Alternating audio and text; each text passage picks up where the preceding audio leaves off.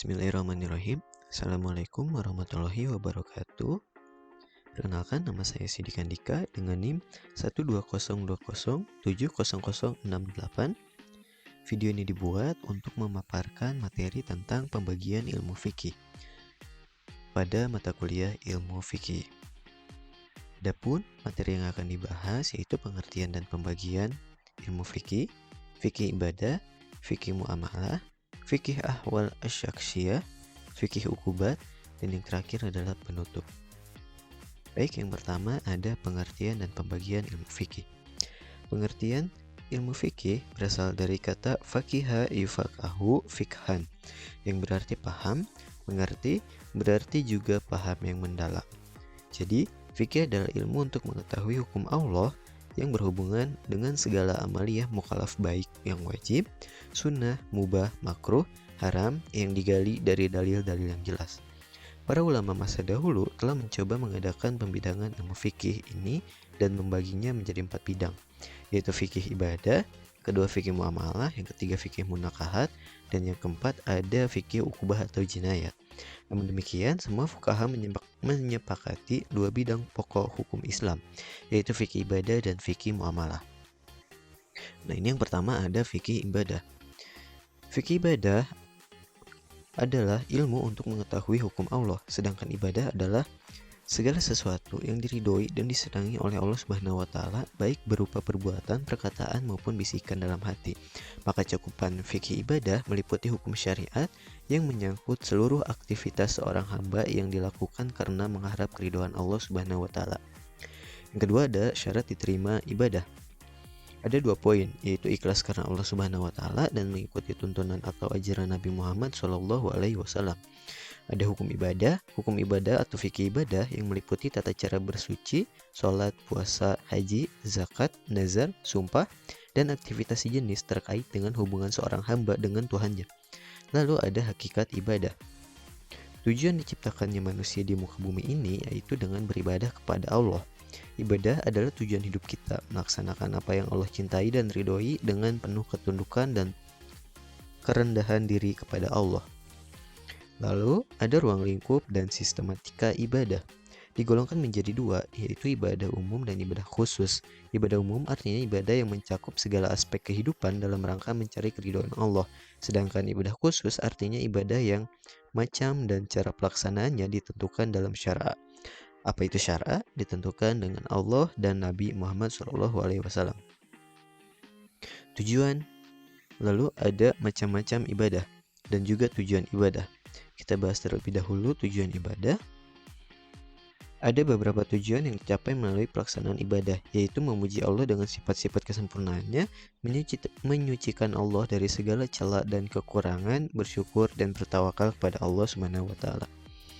Lalu di sini ada macam-macam ibadah. Dilihat dari segi umum dan khusus, terdapat ibadah khosoh dan ibadah ammah. Ditinjau dari segi kepentingan perseorangan atau masyarakat, terdapat ibadah wajib seperti sholat dan puasa contohnya, dan ibadah istimah seperti zakat dan haji. Dilihat dari cara pelaksanaannya, ibadah dibagi menjadi ibadah jasmaniyah dan ibadah ruhiyah seperti sholat dan puasa, ibadah ruhiyah dan amaliyah seperti zakat, dan ibadah jasmaniyah, ruhiyah dan amaliyah seperti pergi haji. Ditinjau dari segala bentuk dan sifatnya.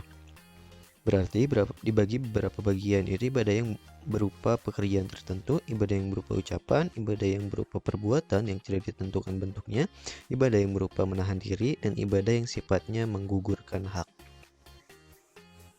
Fikih muamalah.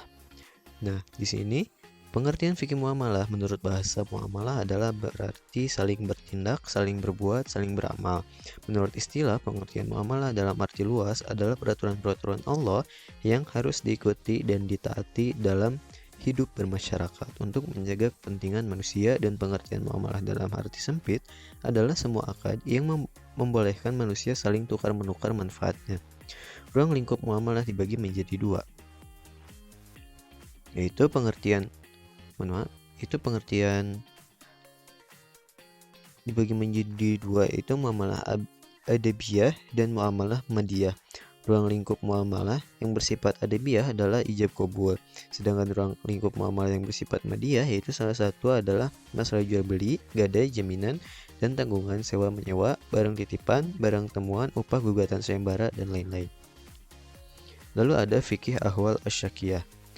Nah, bidang al-ahwal asyakiyah yaitu hukum keluarga yang mengatur hubungan antara suami istri, anak, dan keluarganya.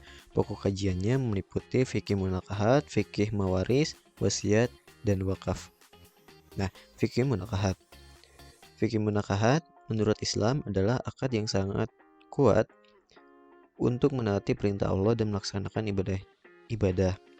Ada hukum nikah, lalu ada rukun nikah, lalu ada larangan menikah seperti pengertian nasab, pertalian nasab, kerabat semenda dan sesusuan, dan juga yang lainnya. Lalu ada talak perceraian. Talak adalah ikrar suami di hadapan sidang pengadilan agama yang menjadi salah satu sebab putusnya perkawinan. Lalu ada masa idah. Masa idah adalah tertuju untuk wanita, yaitu masa tunggu tertentu setelah ditinggal wafat atau diceraikan suaminya. Lalu yang terakhir ada rujuk. Rujuk artinya kembali. Menurut syara adalah kembali seorang suami kepada mantan istrinya dengan perkawinan dalam masa idah yang sesuai dengan talak raj'i.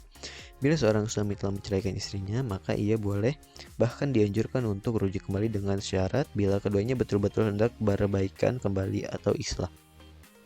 Lalu ada fikih mawaris atau waris.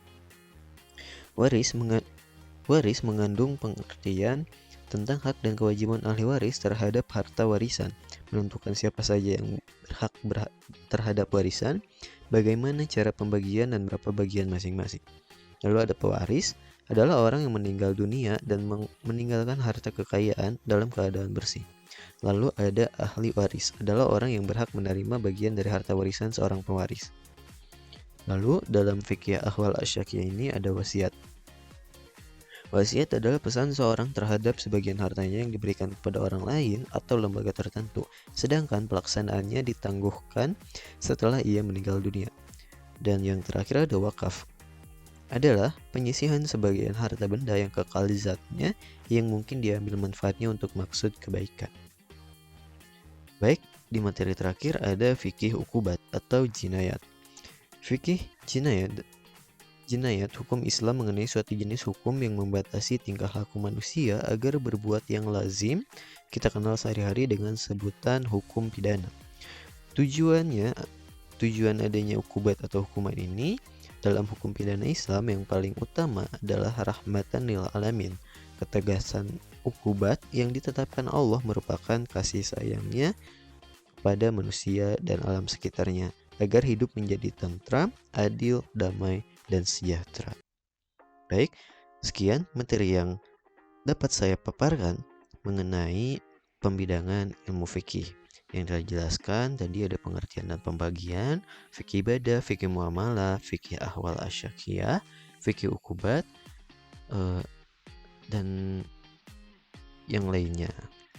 Terima kasih. Saya Sidik Andika mengucapkan mohon maaf apabila terdapat kesalahan kata-kata dalam pengucapan. Wassalamualaikum warahmatullahi wabarakatuh.